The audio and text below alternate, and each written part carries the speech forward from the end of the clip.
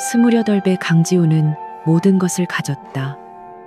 대한민국 경제의 심장부라 불리는 AURA 그룹의 최연소 CEO. 그의 이름 앞에는 늘 천재, 냉철한 승부사, 마이더스의 손과 같은 화려한 수식어가 따라붙었다. 그가 손대는 사업마다 막대한 성공을 거두었고 그의 결정 하나에 시장이 요동쳤다. 하지만 그가 가진 모든 것의 총합이 과연 그 자신을 설명할 수 있을까? 화려한 성공 뒤에 숨겨진 깊은 상처와 지독한 공허함을 아는 이는 아무도 없었다. 서울의 스카이라인이 한눈에 내려다 보이는 AURA 타워 최상층, 그의 집무실은 그 자신을 완벽하게 투영하고 있었다. 차가운 금속과 유리로 마감된 미니멀리즘 인테리어, 오차 없이 정렬된 서류와 집기들. 그곳에는 인간적인 온기라고는 찾아볼 수 없는 완벽한 질서만이 존재했다. 지우는 거대한 통유리창 앞에 서서 잿빛 도시를 무감각하게 내려다보았다. 방금 전 수십 년 역사를 가진 경쟁사를 무자비하게 인수하고 오는 길이었다. 승리의 쾌감은 짧았고 뒤이어 밀려오는 것은 익숙한 허무함 뿐이었다. 그에게 사업은 전쟁이었고 승리는 생존을 위한 본능적인 몸부림에 불과했다. 그를 괴롭히는 것은 숫자로 증명되는 성공이 아니었다.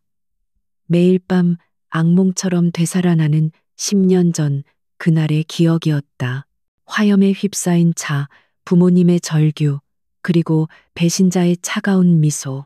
그 기억은 그의 심장에 밝힌 파편이 되어 그를 웃음과 행복과 같은 감정으로부터 철저히 격리시켰다. 그는 복수를 위해 살아왔다. AURA 그룹을 누구도 넘볼 수 없는 제국으로 만드는 것. 그것이 그의 유일한 목표이자 삶의 이유였다. 그래서 그는 스스로 감정의 스위치를 꺼버렸다. 사랑, 연민, 기대와 같은 불필요한 것들을 모두 제거한 채 오직 목표만을 향해 질주했다. 같은 시각 서울의 다른 한쪽에서는 한유나의 하루가 숨가쁘게 시작되고 있었다. 궂은 비가 내리는 아침, 그녀는 낡은 운동화를 고쳐 신고버스 정류장을 향해 달렸다. 한 손에는 전공 서적이 가득 담긴 에코백을, 다른 한 손에는 편의점에서 산 삼각김밥을 들고 있었다. 22살의 그녀에게 삶은 녹록지 않았다. 아버지의 사업 실패로 집안은 한순간에 무너졌고 어린 동생과 아픈 어머니의 생계는 온전히 그녀의 어깨에 달려 있었다. 그녀는 유명 대학의 디자인과에 장학생으로 입학했지만 학업과 여러 개의 아르바이트를 병행하는 하루하루는 전쟁 같았다. 하지만 유나는 결코 좌절하지 않았다. 오히려 그녀는 힘든 상황 속에서도 웃음을 잃지 않으려 애썼다. 그녀의 미소는 굳은 비를 뚫고 잠시 얼굴을 내민 햇살처럼 따뜻하고 눈부셨다. 그것은 그녀가 세상을 향해 보여줄 수 있는 유일한 무기이자 스스로를 지키는 갑옷이었다. 그녀는 AURA 타워 1층에 위치한 고급 카페 르시엘의 아르바이트생이었다. 대한민국 상위 1%가 드나드는 그곳에서 그녀는 또 다른 세상의 사람들을 마주하며 꿋꿋하게 자신의 삶을 살아내고 있었다. 그날 오후 카페 르시엘은 비에 젖은 도시의 풍경과는 달리 아늑하고 평화로웠다. 은은한 커피 향과 나지막한 클래식 음악이 공간을 채우고 있었다. 유나는 익숙하게 손님들의 주문을 받고 음료를 만들며 바쁘게 움직였다. 그녀의 얼굴에는 고단함 대신 상냥한 미소가 걸려 있었다. 그때 육중한 유리문이 열리며 값비싼 슈트를 차려입은 중년 남성이 들어섰다. 그는 얼마 전 AURA 그룹에 인수된 자회사의 부사장이었다. 하루아침에 자신의 자리가 위태로워진 그는 잔뜩 날이 서 있었다. 남자는 다짜고짜 유나에게 까다로운 주문을 늘어놓으며 거만한 태도를 보였다. 유나는 침착하게 그의 요구를 메모하며 응대했다. 잠시 후 그녀가 조심스럽게 커피를 테이블에 내려놓는 순간 남자가 갑자기 손을 휘젓는 바람에 커피잔이 살짝 기울며 받침에 커피 몇 방울이 흘렀다. 큰 실수는 아니었지만 남자는 기다렸다는 듯이 고성을 질렀다. 지금 이게 뭐 하는 짓이야. 눈은 똑바로 뜨고 다니는 건가. 내가 누군지 알아. 이런 싸구려 아르바이트생 때문에 내 귀한 시간을 낭비해야겠어. 그의 목소리에 주변의 시선이 모두 쏠렸다. 유나의 얼굴이 순간 굳었지만 그녀는 이내 허리를 숙이며 정중하게 사과했다. 정말 죄송합니다. 손님, 바로 새로 준비해드리겠습니다. 그녀의 목소리에는 떨림이 없었다. 굴욕적인 상황이었지만 그녀는 감정을 드러내지 않고 프로답게 대처했다. 하지만 남자의 분풀이는 끝나지 않았다. 그는 유나의 이름표를 노려보며 더욱 비아냥거렸다. 한유나 당신 같은 사람은 이런 곳에서 일할 자격도 없어. 당장 매니저 불러와. 모욕적인 언사가 그녀의 가슴에 비수처럼 꽂혔다. 이 모든 상황을 창가 가장 안쪽 자리에서 강지훈이 지켜보고 있었다. 그는 중요한 계약을 앞두고 잠시 머리를 식히기 위해 카페에 들른 참이었다. 처음에는 그저 시끄러운 소음 정도로 여겼다. 하지만 상식을 벗어난 남자의 갑질과 그 앞에서 꿋꿋하게 대응하는 아르바이트생의 모습이 그의 시선을 사로잡았다. 그의 세상에서는 힘의 논리가 전부였다. 강자가 약자를 짓밟는 것은 당연한 일이었다. 그런데 저 여자는 달랐다. 무릎 꿇고 비굴하게 용서를 구하는 대신 자신의 자리에서 할 수 있는 가장 품위 있는 방식으로 상황을 마주하고 있었다. 지훈은 자리에서 일어나려 했다. 그의 비서에게 지시해 저 남자를 당장 이 건물에서 쫓아낼 수도 있었다. 하지만 그는 움직이지 않았다. 그 여자 한유나라는 이름의 아르바이트생이 어떻게 이 상황을 마무리할지 궁금해졌다. 마침내 매니저가 달려와 연신 고개를 숙였고 남자는 의기양양하게 훈계를 늘어놓은 뒤에야 자리에 앉았다. 유나는 잠시 뒤 흠잡을 데 없이 완벽하게 새로 만든 커피를 가져왔다. 그녀는 남자의 앞에 커피를 조심스럽게 내려놓으며 말했다. 손님, 다시 한번 죄송합니다. 불편하게 해드린 점 사과드립니다. 그녀의 목소리는 차분했다. 그리고 이어진 그녀의 행동이 지훈의 얼어붙은 심장을 관통했다. 그녀는 고개를 들어 남자를 똑바로 바라보며 희미하지만 분명한 미소를 지어 보였다. 그 미소에는 어떤 원망이나 굴욕감도 담겨 있지 않았다. 그것은 마치 당신이 아무리 나를 흔들어도 나는 괜찮다고 말하는 듯한 맑고 단단한 미소였다. 그 순간 지훈의 세상이 멈췄다. 수많은 비즈니스 미팅에서 마주했던 가식적인 미소저기에 찬 냉소 의도를 숨긴 교활한 웃음들. 그가 아는 세상의 미소는 그런 것들 뿐이었다. 하지만 저 미소는 달랐다. 아무것도 가진 것 없는 여자가 보여준 저 작은 미소 하나가 그가 쌓아 올린 철옹성 같던 감정의 벽에 작은 균열을 만들어냈다. 왜였을까? 왜 저 보잘것없는 아르바이트생의 미소에 이토록 심장이 흔들리는 것일까? 지훈은 난생 처음 느껴보는 낯선 감정에 휩싸인 채 자신의 자리로 돌아가는 유나의 뒷모습을 멍하니 바라볼 뿐이었다. 남자가 떠난 후에도 지훈은 한참 동안 자리를 뜨지 못했다. 그의 머릿속은 온통 방금 전의 그 미소로 가득 차 있었다. 그 미소는 그의 잊고 있던 과거의 어떤 기억을 건드리는 듯했다. 모든 것을 잃기 전 아주 어렸을 적 어머니가 보여주셨던 따뜻한 미소와 닮아 있었다. 그는 스스로가 우습다고 생각했다. 고작 아르바이트생의 미소 하나에 이렇게까지 동요하다니 냉철한 CEO 강지훈답지 않은 모습이었다. 그는 애써 감정을 추스르고 자리에서 일어났다. 카페를 나서기 전 그는 무의식적으로 유나가 일하는 카운터 쪽을 바라보았다. 그녀는 다른 동료와 이야기를 나누며 환하게 웃고 있었다. 방금 전에 소라는 마치 없었던 일인 것처럼 그녀의 미소는 여전히 밝고 깨끗했다. 그 모습이 지훈의 뇌리에 깊게 각인되었다. AURA 타워 최상층으로 올라가는 전용 엘리베이터 안에서 지훈은 차가운 유리에 비친 자신의 얼굴을 보았다. 그곳에는 여전히 아무런 감정도 없는 냉정한 지배자의 얼굴이 있었지만 그의 내면에서는 아주 작은 파문이 일기 시작하고 있었다. 진짜 사랑일까? 아니, 그럴 리 없었다.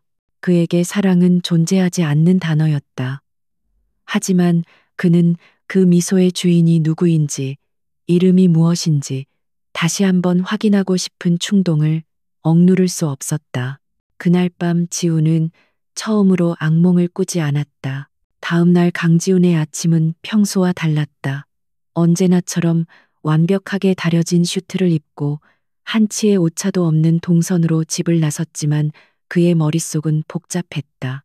지난밤 그는 10년 만에 처음으로 악몽을 꾸지 않고 깊은 잠을 잤다. 그 사실이 그를 더욱 혼란스럽게 만들었다. 그의 평온을 가져온 것이 고작 이름도 제대로 모르는 아르바이트생의 미소 때문이라는 것을 인정하고 싶지 않았다. 하지만 그의 이성과는 달리 심장은 자꾸만 어제의 그 장면을 되감기하고 있었다. AURA 타워 CEO 집무실에 들어선 그는 평소처럼 업무 보고를 받는 대신 김 비서를 호출했다.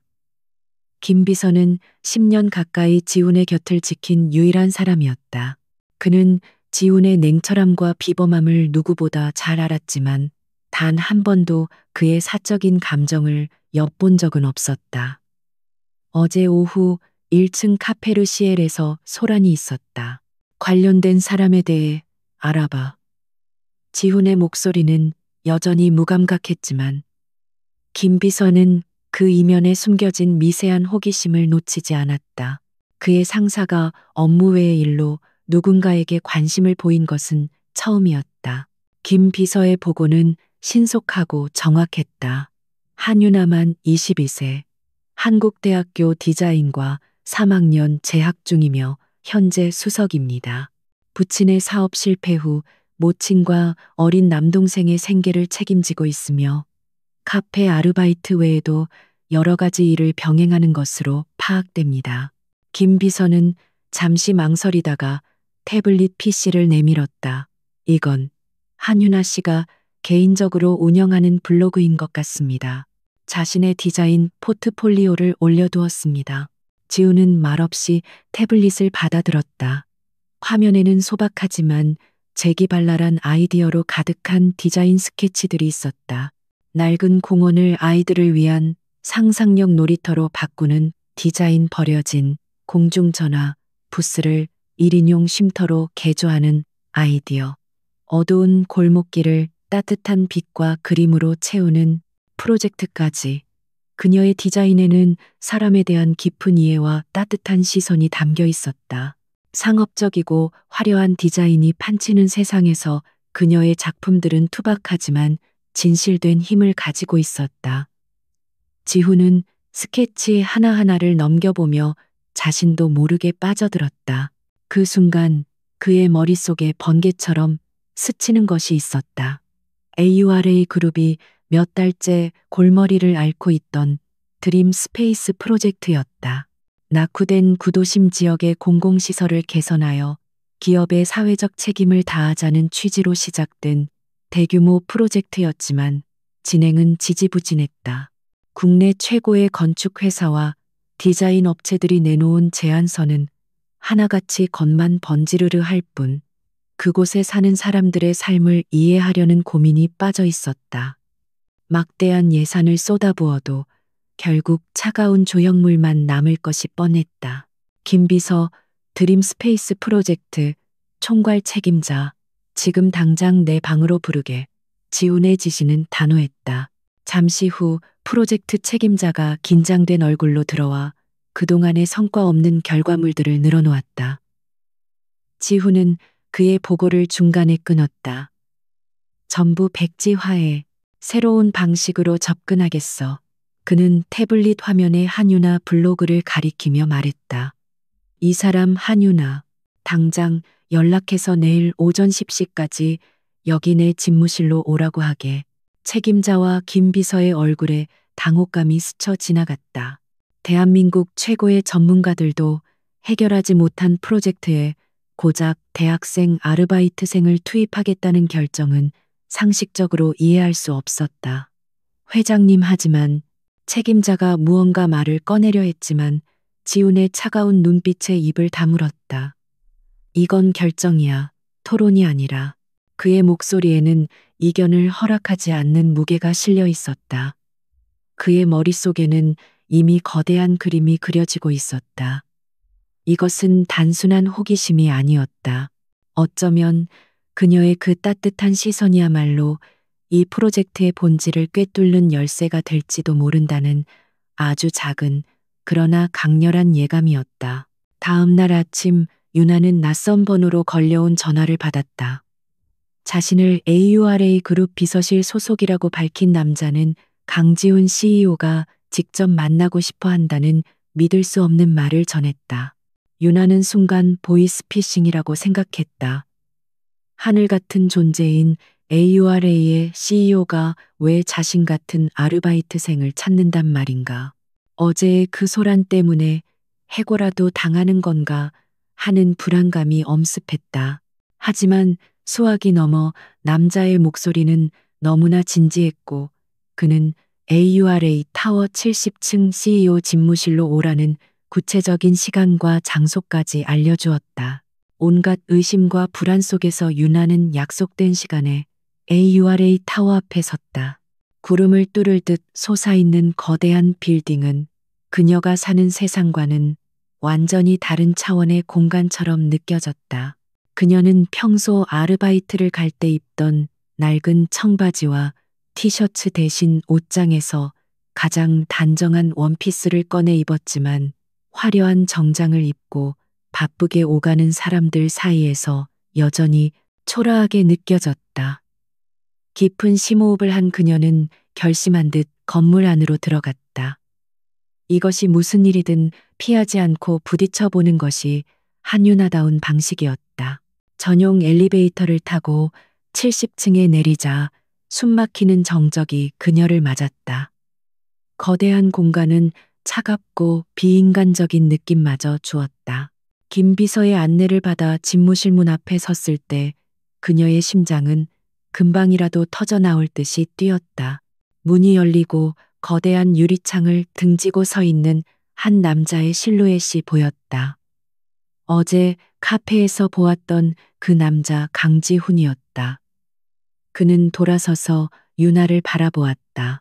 그의 얼굴은 조각처럼 잘생겼지만 어떤 감정도 읽을 수 없을 만큼 차가웠다. 그의 깊은 눈동자가 자신을 꿰뚫어 보는 것 같아 유나는 저도 모르게 시선을 피했다. 한유나 씨, 맞습니까? 그의 목소리는 낮고 부드러웠지만 사람을 압도하는 힘이 있었다. 준유나는 겨우 고개를 끄덕였다. 네, 맞습니다. 지훈은 그녀에게 맞은편 소파에 앉으라고 권했다. 값비싼 가죽 소파에 앉는 것조차 어색하게 느껴졌다. 그는 본론부터 꺼냈다. AURA 그룹에서 진행하는 드림 스페이스 프로젝트에 대해 들어본 적 있습니까? 유나는 고개를 저었다. 지훈은 간략하게 프로젝트의 개요를 설명하고 왜 그것이 난관에 부딪혔는지에 대해 이야기했다. 그의 설명을 듣는 동안 유나의 눈빛이 조금씩 변하기 시작했다. 처음의 불안감과 경계심은 사라지고 디자이너로서의 호기심과 열정이 피어올랐다. 그녀는 자신도 모르게 질문을 던졌다. 혹시 그 프로젝트 대상 지역 중 한 곳이 제가 사는 동네 근처인가요? 그곳은 아이들이 마음껏 뛰어놀 공간이 부족해서 늘 안타깝게 생각했었습니다. 그녀의 말에 지훈의 입가에 아주 희미한 거의 보이지 않는 미소가 스쳐 지나갔다. 그는 자신이 사람을 제대로 보았다는 것을 직감했다. 지훈은 테이블 위에 놓인 서류 한 장을 그녀 앞으로 밀었다. 이 프로젝트에 한유나 씨를 참여시키고 싶습니다. 기존의 팀과 별개로 나에게 직접 보고하는 특별 자문 역할입니다. 당신의 그 신선한 시각이 필요합니다. 유나는 자신의 눈을 의심했다. 서류에 적힌 계약 조건은 파격적이었다. 그녀가 지금까지 했던 모든 아르바이트를 합친 것보다 몇 배나 많은 보수는 물론 학업과 병행할 수 있도록 근무 시간까지 배려해 주겠다는 내용이었다.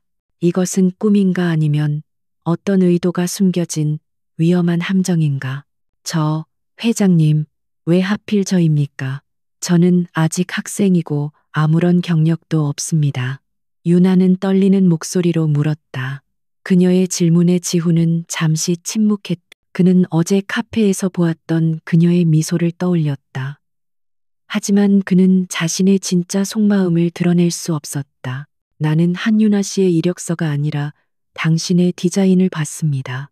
그는 그녀의 블로그에 있던 스케치 몇 개를 언급하며 그것들이 왜 인상적이었는지를 냉철하게 분석해 주었다. 그의 말에는 어떤 사적인 감정도 섞여 있지 않은 순수한 전문가적 견해만이 담겨 있었다. 유나는 혼란스러웠다. 자신의 디자인을 이토록 깊이 있게 이해해주는 사람을 만난 것은 처음이었다. 거부하기에는 너무나 매력적인 제안이었다. 이 기회만 잡는다면 지긋지긋한 빚을 갚고 동생과 어머니를 편하게 해드릴 수 있었다. 하지만 동시에 거대한 두려움이 밀려왔다. 이 차가운 남자와 그가 지배하는 이 거대한 세상에 발을 들여도 괜찮은 걸까? 이것은 정말 그녀의 인생을 바꿀 기회일까? 아니면 더 깊은 나락으로 떨어뜨릴 유혹일까?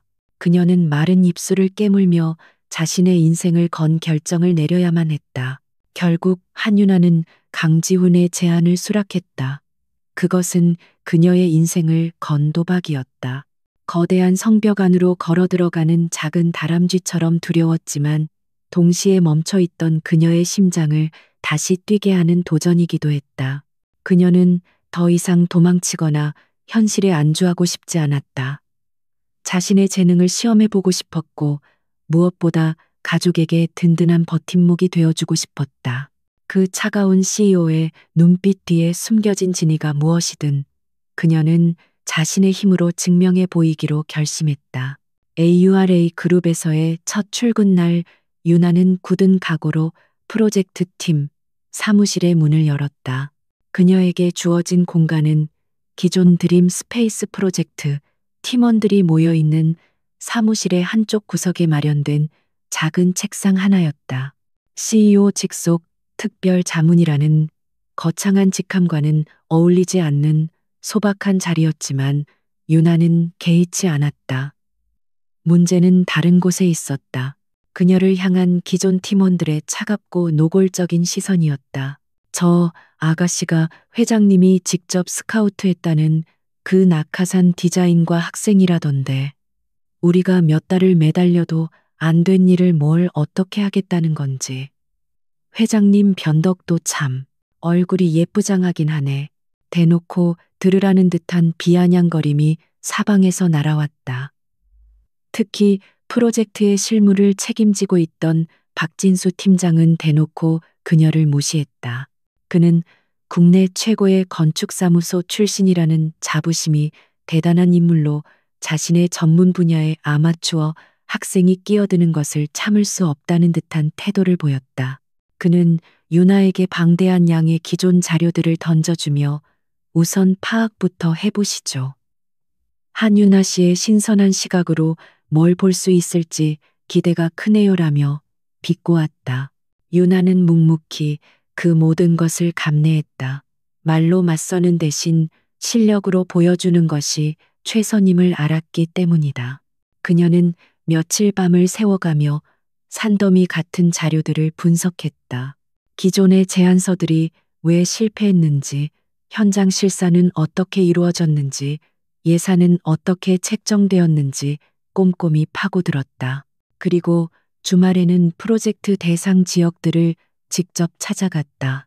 주민들과 만나 이야기를 나누고 아이들이 어디서 어떻게 노는지, 노인들은 무엇을 필요로 하는지 눈과 마음에 담았다. 그녀의 낡은 스니커즈는 흙먼지로 뒤덮였고 작은 스케치북은 빼곡한 아이디어와 그림들로 채워졌다. 일주일 후 프로젝트 정기회의 시간. 박 팀장은 각 팀원들의 형식적인 보고가 끝난 후 기다렸다는 듯이 유나를 지목했다. 자, 그럼 우리의 새로운 희망 한유나 씨의 의견을 한번 들어볼까요?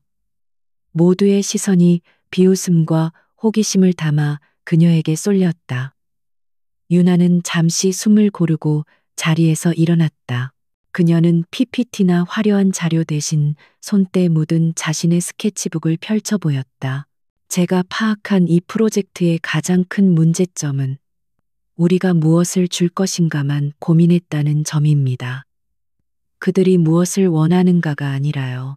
그녀는 차분하지만 힘 있는 목소리로 말을 이어갔다. 그녀는 주민들의 실제 목소리를 들려주었고 아이들의 눈높이에서 바라본 공간의 문제점들을 지적했다. 그녀의 아이디어는 거창하지 않았다. 낡은 벤치를 할머니들이 마주보고 이야기 나눌 수 있는 형태로 바꾸는 것.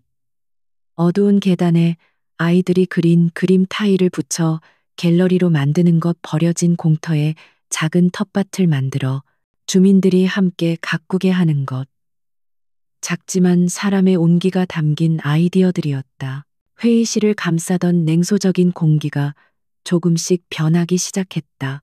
탁상 공론만 하던 자신들과는 달리 직접 발로 뛰며 얻어낸 그녀의 진심 어린 제안에 몇몇 팀원들은 조용히 고개를 끄덕였다.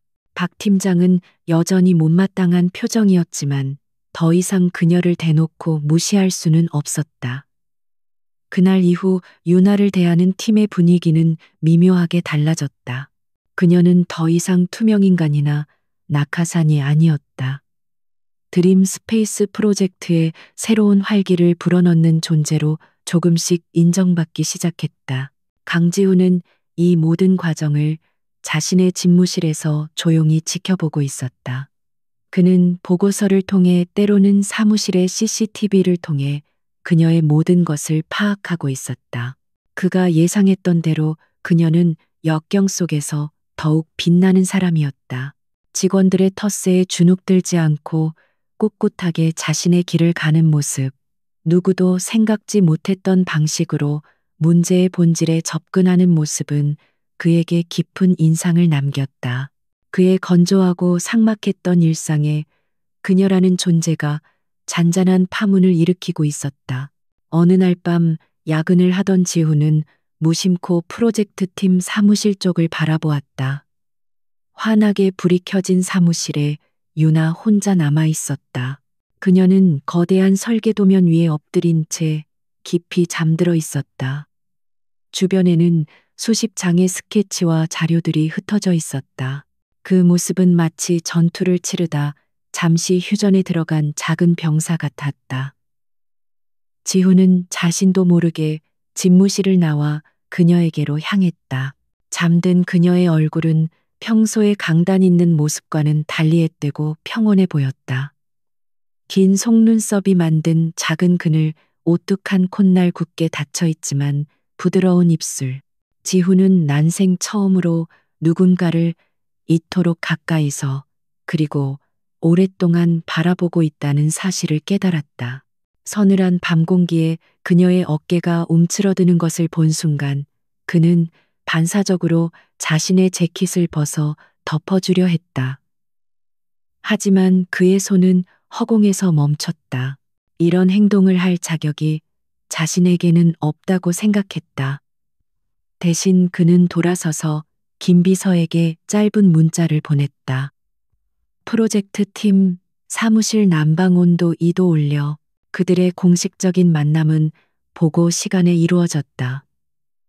유나는 일주일에 한 번 지훈에게 직접 프로젝트 진행 상황을 보고했다. 처음에 어색함과 긴장감은 사라지고 두 사람은 이제 프로젝트에 대해 열띤 토론을 벌이는 파트너가 되었다. 유나는 자신의 아이디어를 열정적으로 설명했고 지훈은 날카로운 질문으로 허점을 파고들며 그녀의 생각을 더욱 단단하게 만들어 주었다. 그는 더 이상 차가운 상사가 아니었고 그녀 또한 주눅든 아르바이트생이 아니었다. 그들의 대화에는 서로에 대한 존중과 지적인 신뢰가 쌓여가고 있었다. 지훈의 변화를 가장 먼저 눈치챈 것은 김 비서였다. 만년설 같던 그의 얼굴에 아주 미세한 감정의 변화가 스치기 시작했다. 유나의 보고를 받을 때면 그의 눈빛이 조금 더 깊어졌고 가끔은 자신도 모르는 사이에 입가에 옅은 미소를 머금기도 했다. 회의 시간에 농담 한마디 없던 그가 유나의 엉뚱한 비유에 피식 웃음을 터뜨렸을 때 김 비서는 자신의 눈을 의심해야만 했다. 그 작은 변화들이 지훈의 얼어붙었던 세상이 녹아내리고 있다는 신호임을 그는 알 수 있었다. 한편 강지훈의 이런 이례적인 행보는 그의 오랜 숙적 태성그룹 최민석 회장의 귀에도 들어가고 있었다. 최 회장은 AURA 그룹 내부에 심어둔 정보원을 통해 지훈의 일거수일투족을 보고받고 있었다. 고작 아르바이트생 출신 계집애 하나 때문에 몇 달째 지지부진하던 프로젝트에 직접 관여한다고 최 회장은 코웃음을 쳤다. 그에게 강지훈은 피도 눈물도 없는 냉혈한이자 자신과 닮은 종류의 인간이었다. 그런 그가 감상적인 사회 공헌 프로젝트에 그것도 신원불명의 어린 여자에게 힘을 실어준다는 것은 상식 밖의 일이었다. 아직은 별거 아닌 것 같습니다. 그냥 어린 여자의 신선한 아이디어를 높이 산 것뿐이겠지요. 정보원의 말에 최 회장은 와인잔을 기울이며 음흉하게 웃었다. 아니, 사소한 균열이 댐을 무너뜨리는 법이지. 강지훈의 완벽한 통제력에 변수가 생겼다는 건 아주 흥미로운 소식이야. 그는 당장 유나에게 손을 댈 생각은 없었다. 하지만 그는 그 한유나라는 이름을 기억해두기로 했다. 강지훈이라는 철옹성을 무너뜨릴 수 있는 아주 작은 열쇠 구멍이 될지도 모를 일이었기 때문이다. 그의 탐욕스러운 눈빛이 서울의 야경 속에서 번뜩였다. 거대한 폭풍이 조용히 잉태되고 있었다.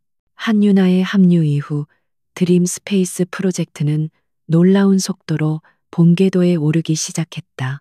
그녀의 진심 어린 아이디어는 팀에 새로운 영감을 불어넣었고 주민들의 폭발적인 호응을 얻어냈다.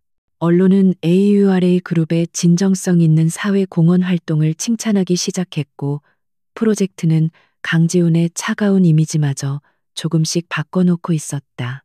유나는 이제 단순한 특별 자문이 아니었다. 그녀는 프로젝트의 심장이자 상징적인 존재가 되어가고 있었다. 지훈은 그런 그녀의 모습을 조용히 지켜보며 10년 만에 처음으로 보람이라는 감정을 느끼고 있었다. 하지만 빛이 강해지면 그림자 또한 짙어지는 법. 이 모든 상황을 예의주시하던 최민석 회장은 마침내 칼을 뽑아들었다. 그는 강지훈이 가장 소중하게 생각하는 것을 부숴버리기로 결심했다. 그것은 바로 AURA 그룹의 신뢰와 이제는 강지훈에게 특별한 의미가 되어버린 한유나라는 존재였다. 그의 음모는 치밀하고 잔혹했다. 그는 자신이 장악한 언론사를 통해 악의적인 기사를 터뜨렸다. 기사의 제목은 충격적이었다. 단독 AURA 그룹의 위선 드림 스페이스는 서민들을 위한 부동산 개발 사업의 미끼인가. 기사는 AURA 그룹이 과거에 추진하다 폐기했던 상업지구 개발 계획안을 교묘하게 편집하여 마치 이번 프로젝트에 숨겨진 진짜 목적인 것처럼 보도했다. 그리고 순진한 여대생 한유나를 얼굴 마담으로 내세워 서민들을 기만하고 있다는 내용을 덧붙였다. 순식간에 여론은 뒤집혔다. 칭찬은 비난으로 변했고 윤아의 SNS에는 욕설과 인신공격이 쏟아졌다. 프로젝트는 시작도 하기 전에 좌초될 위기에 처했다. 하지만 이것은 시작에 불과했다. 최 회장의 진짜 공격은 다른 곳을 향하고 있었다. 그는 AURA 그룹의 자회사 중 하나인 AURA 건설이 시공 중인 대규모 신도시 아파트 단지에 손을 썼다. 내부 협력자를 통해 빼돌린 설계도의 약점을 파고들어 일부 자재가 기준 미달이라는 허위 사실을 유포하고 안전성 문제를 집중적으로 부각시킨 것이다. 부실공사 안전불감증이라는 단어가 AURA 그룹의 이름과 함께 포털 사이트를 도배했다. 그날 오후 집무실에서 관련 보고를 받던 강지훈의 표정은 얼음장처럼 차가웠다. 부실 자재, 안전 문제로 인한 사업 붕괴. 그 단어들은 그의 가장 깊은 트라우마를 건드리는 방아쇠였다. 10년 전 그의 아버지 또한 똑같은 모함에 빠져 모든 것을 잃었다. 국내 최고의 건설 전문가였던 아버지는 평생의 수건 사업이었던 대교 건설 프로젝트를 진행하던 중 최민석의 배신으로 부실 자재를 사용한 비리 기업가라는 누명을 썼다. 그리고 그 누명을 벗기 위해 현장 조사를 나가던 길에 의문의 차량 폭발 사고로 어머니와 함께 세상을 떠났다. 회장님 괜찮으십니까? 김 비서의 걱정스러운 목소리에 지훈은 겨우 현실로 돌아왔다. 그의 이마에는 식은땀이 흘렀고 호흡은 가빠져 있었다. 눈앞에 화염에 휩싸인 아버지의 차와 잔해 속에서 자신을 향해 미소 짓던 최민석의 젊은 시절 얼굴이 어른거렸다. 그는 가까스로 이성을 붙잡았다. 이것은 우연이 아니었다. 최민석이 자신에게 보내는 명백한 경고이자 선전포고였다. 그는 과거의 방식 그대로 자신의 모든 것을 다시 앗아가려 하고 있었다. 지훈의 눈에 핏발이 서기 시작했다. 이번에는 결코 그렇게 두지 않을 터였다. 한편 윤아는 자신의 인생이 송두리째 부정당하는 기분이었다. 자신의 진심과 노력이 한순간에 거짓과 위선으로 매도당하자 하늘이 무너지는 듯했다. 하지만 그녀는 주저앉아 울고만 있을 수 없었다. 자신을 믿어준 지훈과 희망을 품었던 주민들을 위해서라도 이대로 포기할 수는 없었다. 그녀는 이 모든 음모의 배후에 누가 있는지, 왜 이런 일이 벌어졌는지 밝혀내야만 했다. 그녀는 밤을 새워 자신을 비방하는 기사들과 AURA 건설에 대한 루머들을 샅샅이 뒤졌다.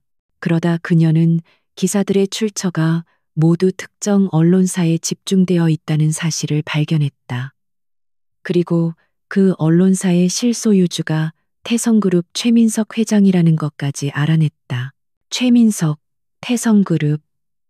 그 이름은 윤아에게도 낯설지 않았다. 아버지의 사업이 무너졌을 때 마지막까지 아버지의 회사를 집어삼키려 했던 잔혹한 기업 사냥꾼의 이름이었다. 당시 너무 어려서 자세한 내막은 몰랐지만 아버지가 밤새 그 이름을 되뇌며 괴로워하던 모습은 똑똑히 기억하고 있었다. 설마 하는 생각에 윤아는 먼지 쌓인 창고에서 아버지의 유품 상자를 꺼냈다. 그 안에는 낡은 사업 서류들이 들어 있었다. 그녀는 밤을 새워 서류들을 뒤지다가 대하건설이라는 아버지 회사의 최종 부도 처리 서류를 발견했다. 그리고 그 아래에 찍힌 채권 인수 기업의 이름에 그녀는 숨을 멈췄다. 유성캐피탈. 유성캐피탈은 한 번도 들어본 적 없는 이름이었다. 하지만 무언가 석연치 않은 느낌을 지울 수 없었다.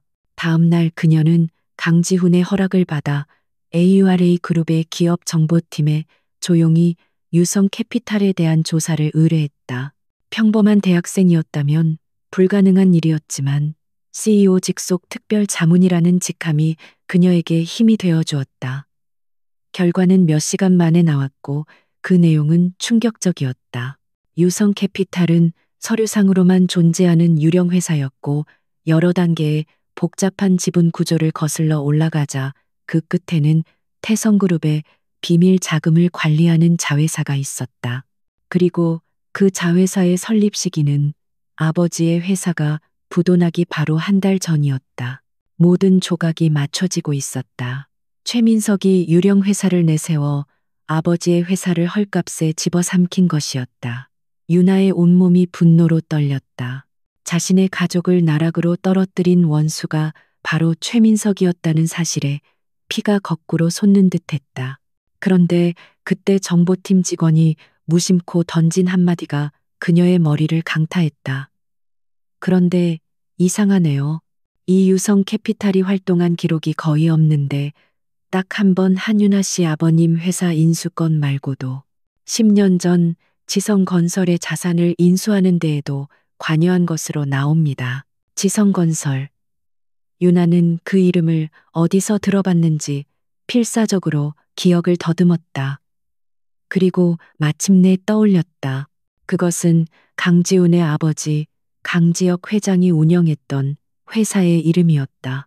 순간 유나의 머릿속에서 모든 것이 연결되었다. 최민석은 강지훈의 아버지를 배신하고 회사를 빼앗았고 비슷한 시기에 같은 수법으로 자신의 아버지 회사까지 파산시켰다. 이것은 우연이 아니었다. 두 개의 비극은 최민석이라는 하나의 이름 아래 깊게 연결되어 있었다. 유나는 떨리는 손으로 자료를 움켜쥐고 CEO 집무실로 향했다. 문을 열었을 때 강지훈은 거대한 유리창 앞에 서서 도시를 내려다보고 있었다. 그의 뒷모습은 그 어느 때보다 위태롭고 고독해 보였다. 유나는 조심스럽게 그에게 다가가 자신이 알아낸 사실들을 모두 털어놓았다. 유령회사 아버지의 회사 이름, 그리고 강지훈의 아버지 회사 이름까지. 그녀의 이야기가 진행될수록 지훈의 어깨가 미세하게 떨리기 시작했다. 마침내 모든 이야기를 끝냈을 때 지훈이 천천히 몸을 돌렸다. 그의 얼굴은 감정을 읽을 수 없을 만큼 굳어 있었지만 그의 눈동자는 걷잡을 수 없는 폭풍우에 휩싸여 있었다. 그는 유나의 손에 들린 자료를 받아들었다. 그 종이 한 장이 10년간 그를 올가매던 복수의 대상을 명확히 가리키고 있었다. 그리고 동시에 눈앞에 이 여자 한유나 역시 자신과 같은 상처를 같은 원수에게서 받았다는 사실을 깨달았다. 그들의 만남은 우연이 아니었다. 그것은 운명이었다. 지독한 악연으로 얽힌 과거를 바로잡기 위해 두 개의 상처받은 영혼을 만나게 한 운명의 이끌림이었다. 침묵 속에서 두 사람은 서로의 눈을 바라보았다. 거기에는 더 이상 고용주와 직원의 관계가 존재하지 않았다. 오직 같은 아픔을 공유하고 같은 적을 마주한 동맹만이 존재할 뿐이었다. 그날 이후 강지훈의 집무실은 단순한 업무 공간이 아닌 비밀스러운 전쟁을 준비하는 작전실이 되었다. 그와 한유나 두 사람은 더 이상 상사와 부하 직원이 아니었다. 같은 상처를 공유하고 같은 적을 향해 칼을 겨눈 동맹 혹은 그 이상의 존재였다. 10년간 굳게 닫혀있던 지훈의 세상에 유나라는 변수가 들어오면서 그의 복수는 더 이상 차가운 의무가 아닌 뜨거운 심장을 가진 무언가로 변해가고 있었다. 그는 더 이상 혼자가 아니었다. 지훈은 냉철한 전략가로 돌아왔다. 그는 AURA 그룹 내에서도 극소수만 아는 비공식 정보 분석팀 팀 섀도우를 가동시켰다. 최고의 화이트 해커와 금융 분석가들로 구성된 이 팀은 오직 CEO인 그에게만 직접 보고하는 비밀 조직이었다. 지금부터 태성그룹 최민석 회장의 모든 것을 파헤친다. 20년 전부터 현재까지 그의 모든 자금 흐름, 페이퍼 컴퍼니, 차명 계좌 단 하나도 놓치지 마. 지훈의 목소리는 강철처럼 차가웠지만 그 안에는 반드시 모든 것을 끝내겠다는 결연한 의지가 담겨 있었다. 유나는 다른 방식으로 접근했다. 서류와 숫자가 놓치는 사람의 흔적을 찾아야 한다고 생각했다. 그녀는 아버지의 낡은 서류 뭉치 속에서 낯익은 이름 하나를 발견했다. 윤정수.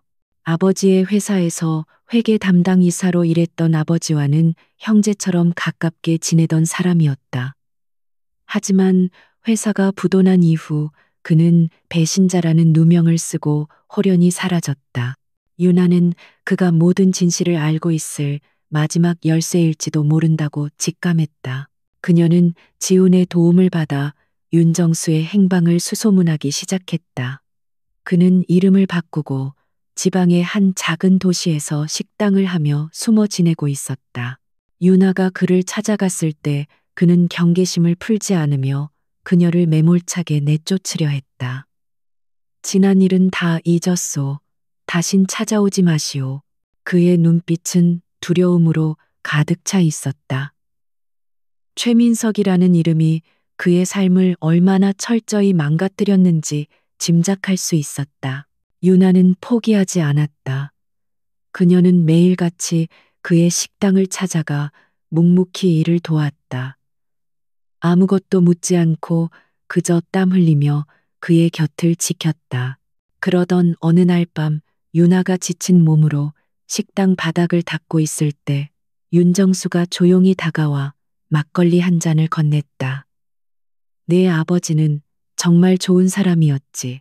그의 입에서 마침내 닫혀있던 이야기가 터져 나왔다. 최민석이 어떻게 접근해 왔는지, 어떻게 아버지를 속이고 회사를 빼앗았는지, 그리고 모든 죄를 자신에게 뒤집어 씌우고 협박했는지에 대한 피 맺힌 증언이었다.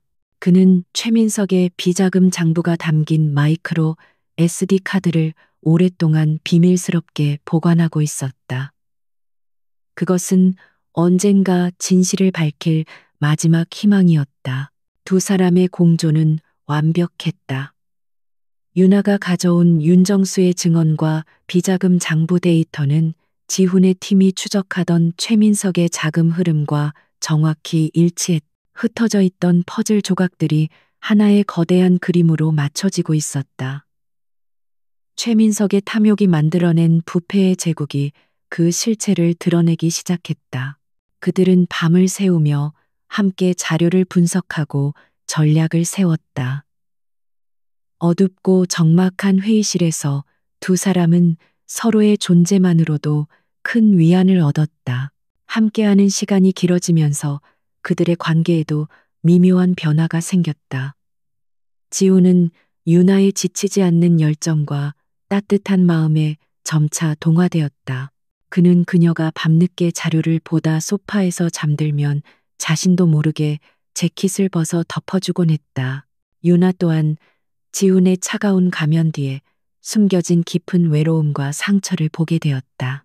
그가 악몽을 꾸고 식은땀을 흘리며 깨어났을 때 그녀는 조용히 따뜻한 차 한 잔을 건네며 그의 곁을 지켜주었다.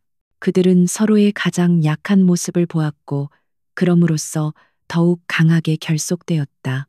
어느 늦은 밤 방대한 자료에 지쳐 잠시 창밖을 보던 유나의 머리카락을 지훈이 무심코 쓸어 넘겼다. 그 부드러운 손길에 유나의 심장이 내려앉았다. 두 사람의 시선이 허공에서 마주쳤고 회의실 안에는 숨막히는 정적이 흘렀다. 복수라는 차가운 목표 아래 억눌러 왔던 감정이 수면 위로 떠오르는 순간이었다.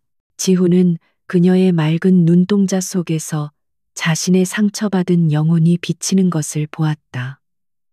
그는 천천히 그녀에게 다가갔다. 하지만 바로 그때 회의실 문이 거칠게 열리며 모든 것을 깨뜨렸다. 최민석은 예상보다 훨씬 교활하고 신속했다. AURA 그룹 내부의 첩자를 통해 자신의 뒷조사가 진행되고 있다는 것을 눈치챈 그는 지훈에게 가장 고통스러운 방식으로 경고를 보내기로 결심했다. 그의 타겟은 바로 지훈의 수족이자 유일한 신복 김 비서였다. 최민석은 김 비서가 경쟁사의 AURA 그룹에 기밀 정보를 유출했다는 가짜 증거를 만들었다. 조작된 이메일, 위조된 입금 내역, 그리고 내부 고발자로 위장한 첩자의 증언까지, 모든 것은 완벽하게 짜인 각본이었다. 회의실 문을 열고 들어온 것은 검찰 수사관들이었다. 김 비서실장님, 산업 스파이 혐의로 긴급 체포합니다. 압수수색 영장입니다. 차가운 목소리와 함께 제시된 영장의 지훈과 유나는 그 자리에 얼어붙었다. 김 비서는 당혹감과 억울함이 뒤섞인 얼굴로 지훈을 바라보았다. 그는 아무 말도 할 수 없었다. 수사관들에게 양팔이 붙들린 채 그는 허망하게 끌려나갔다. 회장님, 김 비서의 마지막 목소리가 텅 빈 회의실에 메아리 쳤다. 지훈은 주먹을 세게 쥐었다. 손톱이 손바닥을 파고들어 피가 배어 나왔지만 그는 고통을 느낄 수 없었다. 최민석이 보낸 명백한 메시지였다. 더 이상 파고들면 내 주변 사람들을 하나씩 부숴버리겠다. 지훈의 마음속에서 무언가 무너져 내렸다. 자신의 복수심 때문에 10년간 묵묵히 자신을 지켜준 유일한 사람을 위험에 빠뜨린 것이다. 지독한 죄책감과 참을 수 없는 분노가 그의 온몸을 집어삼켰다. 유나는 그런 지훈의 모습을 보며 가슴이 찢어지는 듯했다. 그녀는 그의 떨리는 어깨를 조심스럽게 감싸 안았다. 회장님 탓이 아니에요. 이건 우리가 더 강해져야 한다는 신호예요. 그녀의 따뜻한 위로에 지훈은 겨우 감정의 폭풍을 억눌렀다. 그는 유나를 바라보았다. 그녀의 눈빛은 흔들림 없이 단단했다. 이 싸움은 이제 더 이상 물러설 곳이 없었다. 개인적인 복수를 넘어 소중한 사람들을 지키기 위한 전면전이 시작된 것이다. 지훈의 눈빛이 차갑게 빛났다. 다가오는 주주총회, 그곳이 최민석의 제국을 무너뜨릴 마지막 전쟁터가 될 것이다. 김 비서가 체포된 후 AURA 그룹은 그야말로 폭풍전야였다. 최민석은 언론을 통해 연일 강지훈의 리더십 부재와 도덕적 해이를 공격하며 주주들을 선동했다. 그룹의 주가는 폭락했고 적대적 MA에 대한 불안감이 회사 전체를 뒤덮었다. 모두가 강지훈이 이 위기를 버텨내지 못하고 무너질 것이라고 수군거렸다. 하지만 외부의 시선과는 달리 강지훈은 그 어느 때보다 침착했다. 그의 눈은 더 이상 분노나 슬픔에 흔들리지 않았다. 오직 마지막 결전을 앞둔 장수의 차가운 결의만이 이글거리고 있었다. 운명의 날, AURA 그룹 정기 주주총회가 열리는 컨벤션 홀은 수백 명의 주주와 임직원, 그리고 수십 명의 취재진들로 발 디딜 틈이 없었다. 홀 안의 공기는 살얼음판처럼 팽팽했다. 잠시 후 최민석이 의기양양한 모습으로 자신의 세력을 이끌고 등장했다. 그는 이미 과반에 가까운 의결권을 확보했다고 공언하며 승리를 자신하는 미소를 띠고 있었다. 곧이어 강지훈이 한유나와 함께 모습을 드러냈다. 평소와 다름없는 냉철한 표정이었지만 어딘지 모르게 지쳐 보이는 그의 모습에 사람들은 AURA의 시대가 끝났음을 직감했다. 총회가 시작되고 의장의 개회 선언이 끝나자마자 최민석이 자리에서 일어났다. 그는 작심한 듯 연단에 올라 강지훈에 대한 불신임 긴급 안건을 상정했다. 존경하는 주주 여러분, 지금 AURA 그룹은 총체적 난국에 빠져 있습니다. 무리한 프로젝트로 기업 가치를 훼손하고 부실 공사 논란으로 신뢰를 잃었으며 급기야 CEO의 최측근이 산업 스파이 혐의로 구속되는 초유의 사태까지 벌어졌습니다. 이 모든 것은 현 경영진의 무능과 부패를 증명하는 것입니다. 그의 선동적인 연설에 장내가 술렁였다. 최민석은 승기를 잡았다고 확신하며 마지막 쐐기를 박았다. 저는 오늘 AURA 그룹을 위기에서 구하고 주주 여러분의 가치를 지키기 위해 이 자리에 섰습니다. 강지훈 대표의 해임과 새로운 리더십의 선출을 강력히 제안하는 바입니다. 그의 말이 끝나자 미리 준비된 그의 사람들에게서 박수갈채가 터져나왔다. 분위기는 완전히 그에게 넘어간 듯 보였다. 모두의 시선이 연단 아래 강지훈에게 쏠렸다. 그의 입에서 나올 패배 선언을 기다리는 눈치였다. 그때 강지훈이 조용히 자리에서 일어났다. 그는 천천히 연단을 향해 걸어갔다. 그의 발걸음에는 어떤 조급함이나 불안함도 없었다. 그는 최민석을 스쳐 지나가며 나지막이 속삭였다. 좋은 연설이었습니다.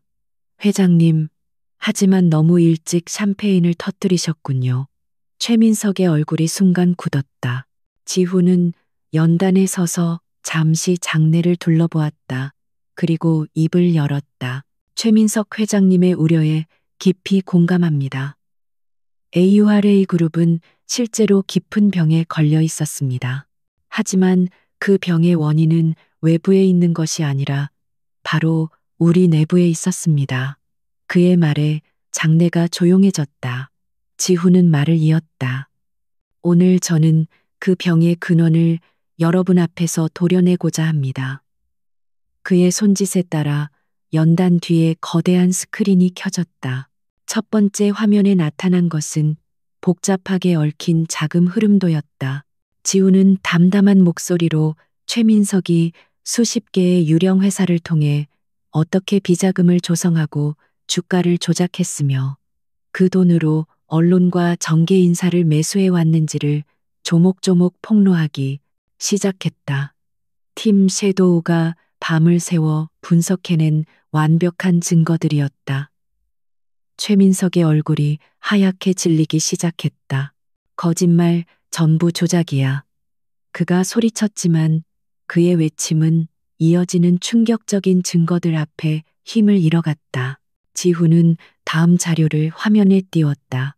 그것은 최근 AURA 그룹을 공격했던 모든 루머와 기사들의 출처가 바로 최민석의 차명 회사와 연결되어 있다는 증거였다. 그가 스스로 위기를 조장하고 구원자인 척 나타나 회사를 집어삼키려 했던 거대한 사기극의 전말이 드러나는 순간이었다. 주주들의 술렁임은 분노의 함성으로 변해갔다. 하지만 이것은 시작에 불과합니다. 지훈의 목소리가 낮게 깔렸다.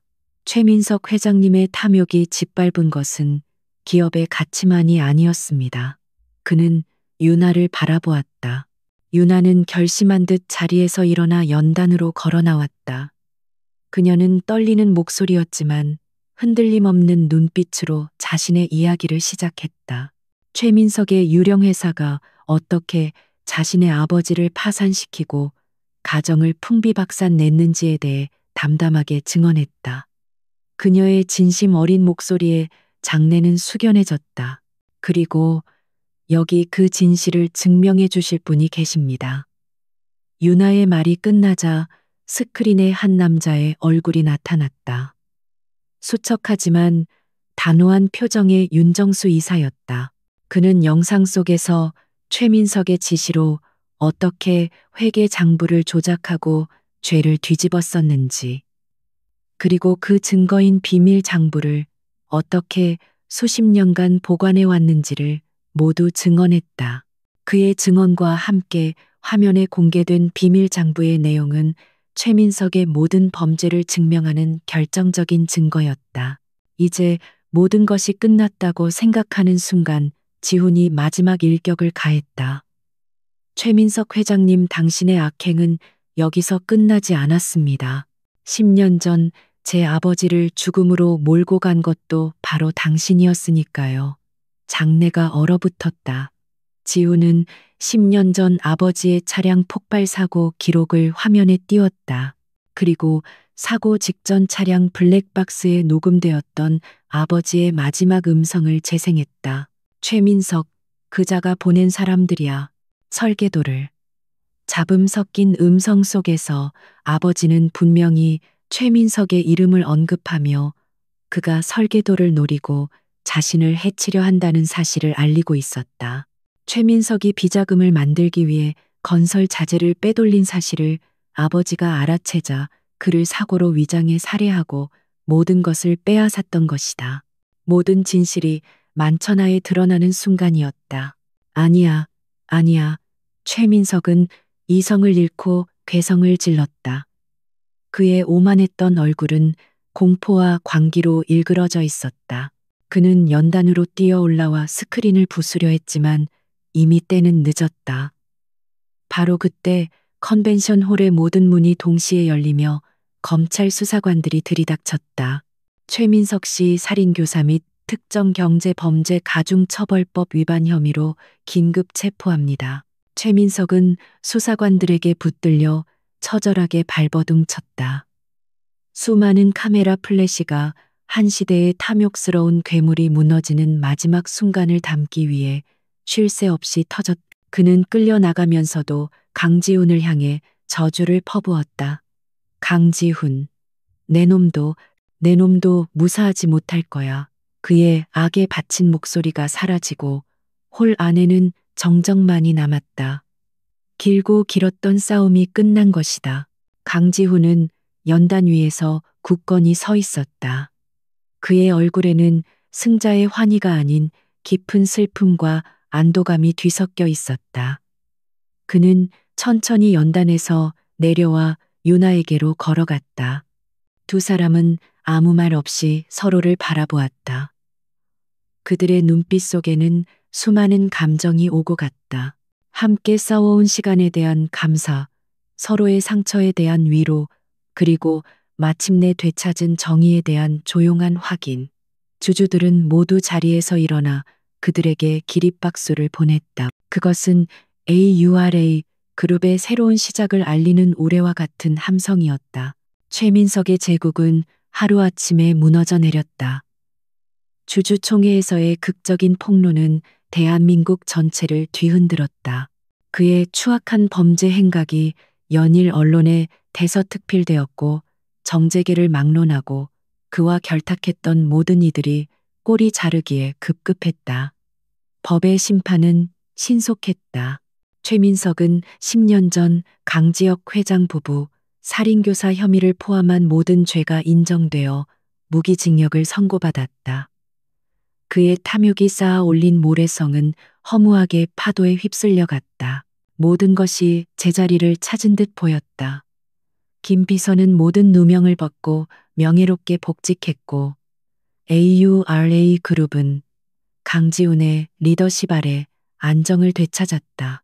드림 스페이스 프로젝트는 다시 활기를 띠었고 한윤아는 그 공로를 인정받아 정식 팀장으로 임명되었다. 세상은 강지훈을 정의를 구현한 젊은 영웅으로 칭송했다.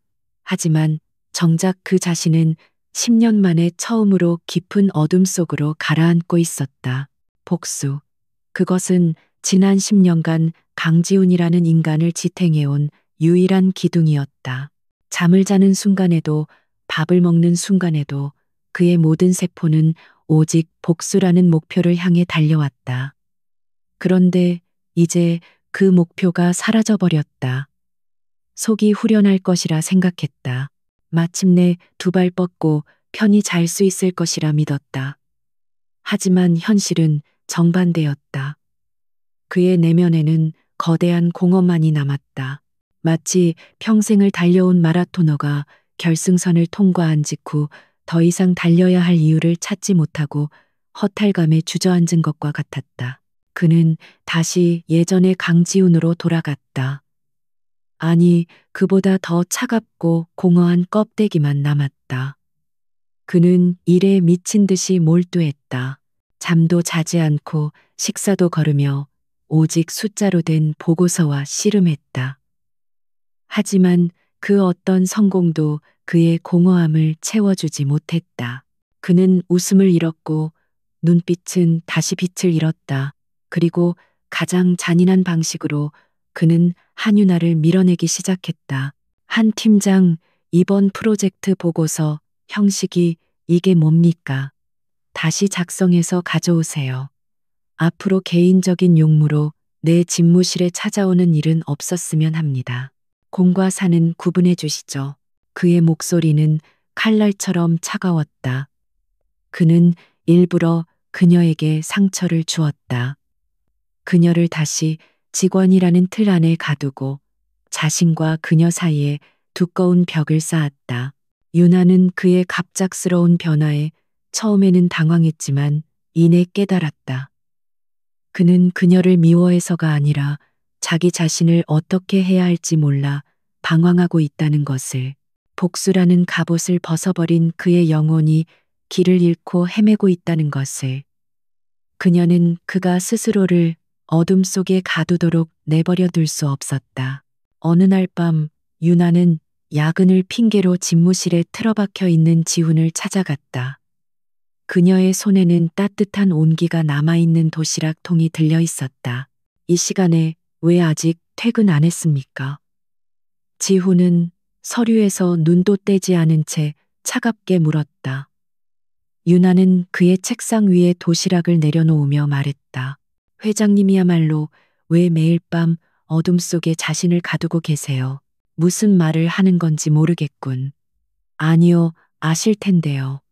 모든 게 끝났는데 왜 행복해지지 못하는 건지. 그게 두려우신 거잖아요. 유나의 직설적인 말에 지훈의 손이 멈칫했다.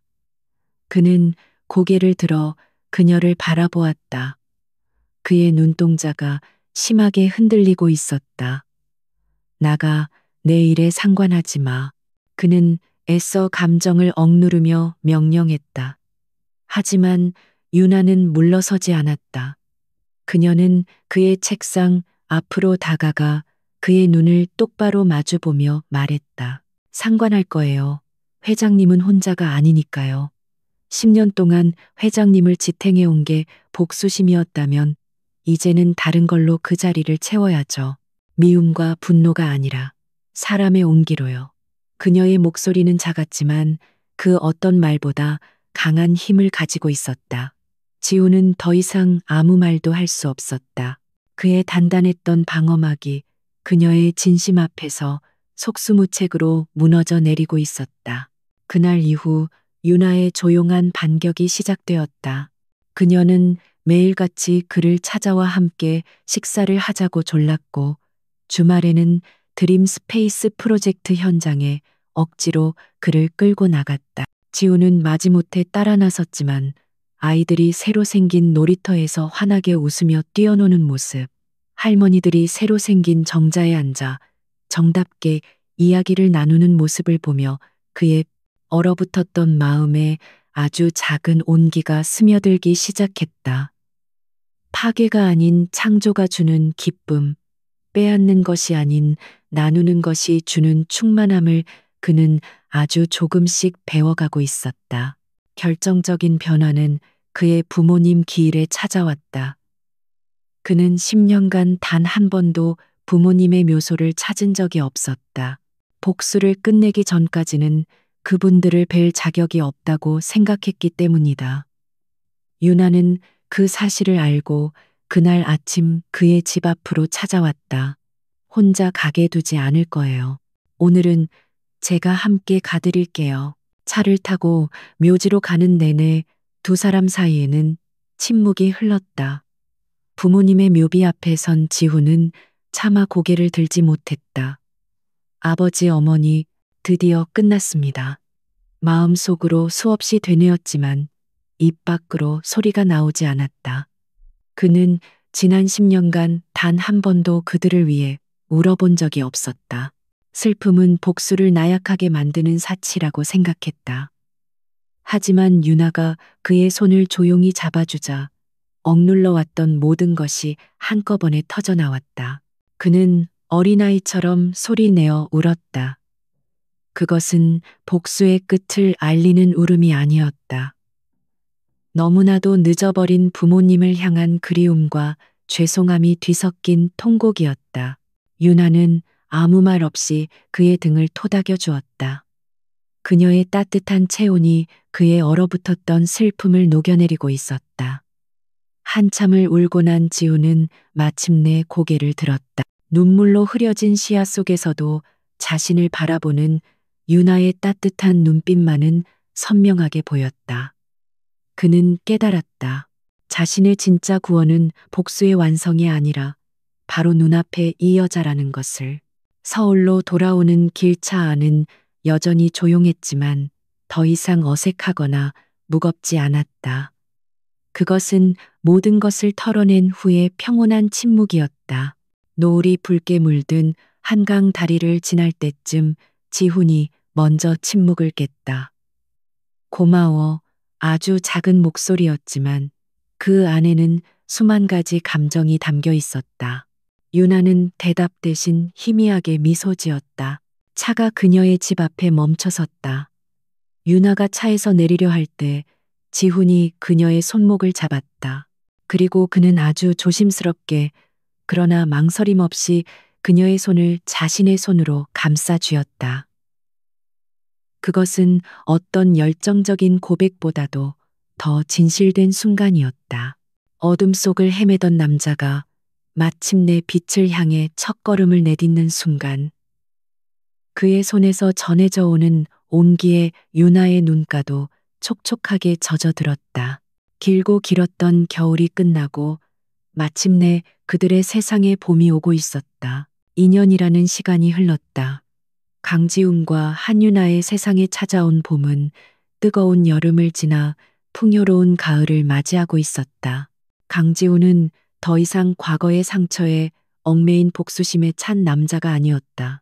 그는 AURA 그룹을 이끄는 냉철한 CEO였지만 그의 리더십에는 사람을 향한 따뜻한 이해와 존중이 더해졌다. 그의 변화는 회사 전체에 긍정적인 에너지를 불어넣었고 AURA 그룹은 이전보다 더욱 단단하고 건강한 기업으로 성장했다. 오늘 그는 자신이 시작했던 첫 번째 드림 스페이스 프로젝트의 완공 기념식에 참석했다. 2년 전 폐허갔던 낙후된 동네는 이제 아이들의 웃음소리와 활기가 넘치는 아름다운 공간으로 다시 태어나 있었다. 연단에 선 그는 더 이상 딱딱한 원고를 읽지 않았다. 그는 주민 한 사람 한 사람과 눈을 맞추며 진심이 담긴 축사를 전했다. 이 공간을 만든 것은 AURA 그룹이 아닙니다. 희망을 잃지 않은 여기 계신 주민 여러분, 그리고 제게 사람이 사는 세상의 따뜻함을 가르쳐 준 한 사람의 진심입니다. 그의 시선이 객석에 앉아 있는 유나를 향했다. 유나는 그를 향해 세상에서 가장 환한 미소를 지어 보였다. 기념식이 끝나고 지우는 아이들과 어울려 새로 만든 놀이터에서 스스럼 없이 놀아주었다.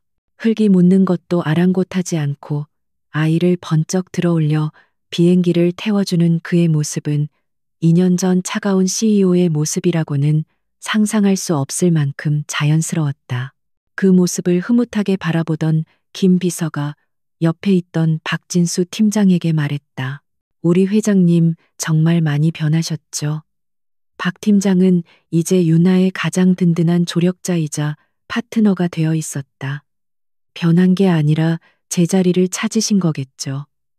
한 팀장님 덕분에 유나는 이제 AURA 그룹의 사회공헌팀을 이끄는 유능한 팀장이자 모두가 인정하는 디자이너가 되어 있었다. 그녀의 디자인은 세상을 더 따뜻한 곳으로 만드는 힘이 있었다.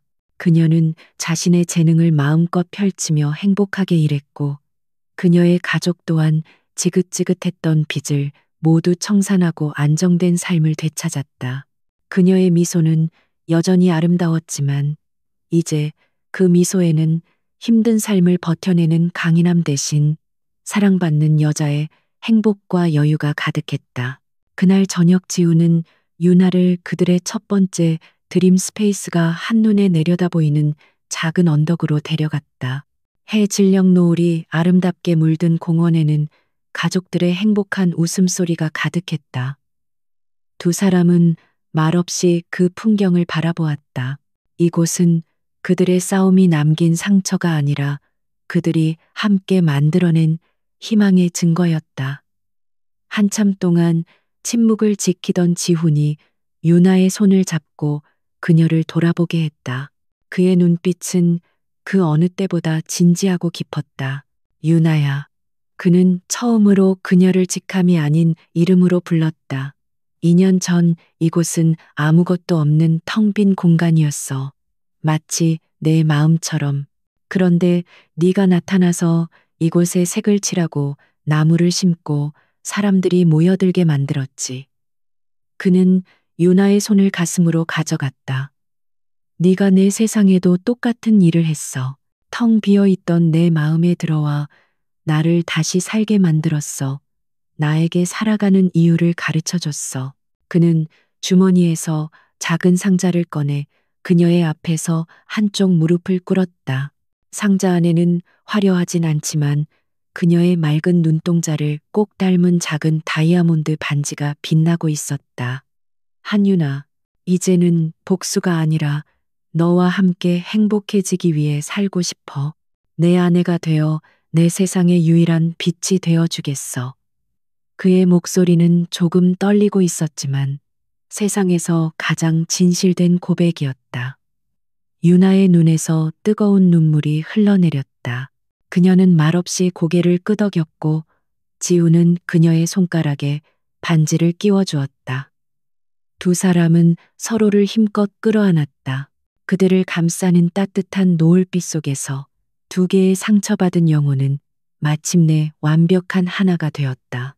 몇 달 후 두 사람은 많은 사람들의 축복 속에서 소박하지만 아름다운 결혼식을 올렸다.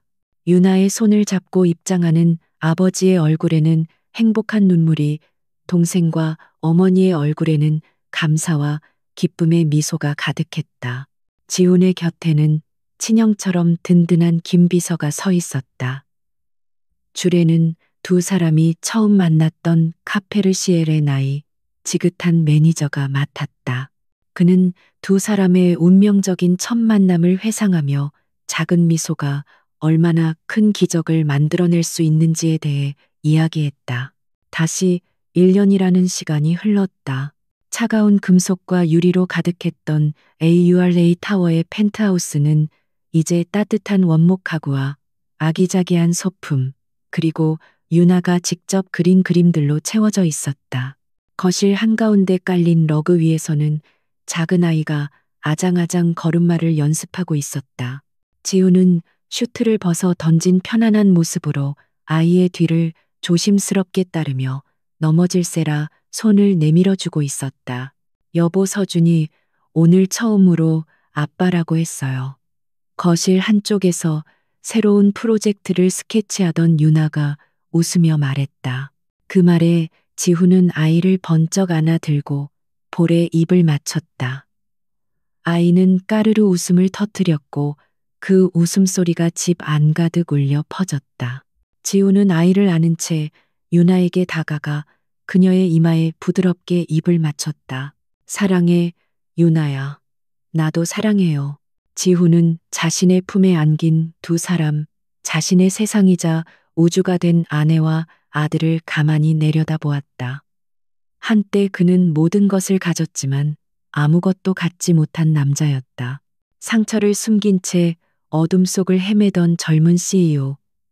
그런 그의 얼어붙었던 세상에 찾아온 것은 거창한 기적이 아니었다. 힘든 삶 속에서도 웃음을 잃지 않았던 한 아르바이트생의 작고 따뜻한 미소였다. 그 미소가 그의 세상에 균열을 냈고 그 균열 사이로 들어온 빛이 마침내 그의 모든 어둠을 몰아냈다. 진짜 사랑일까? 스스로에게 던졌던 그 질문의 답을 그는 이제 매일 아침 눈을 뜰 때마다 확인하고 있었다. 그렇다, 그것은 진짜 사랑이었고 그의 삶을 구원한 유일한 것이었다.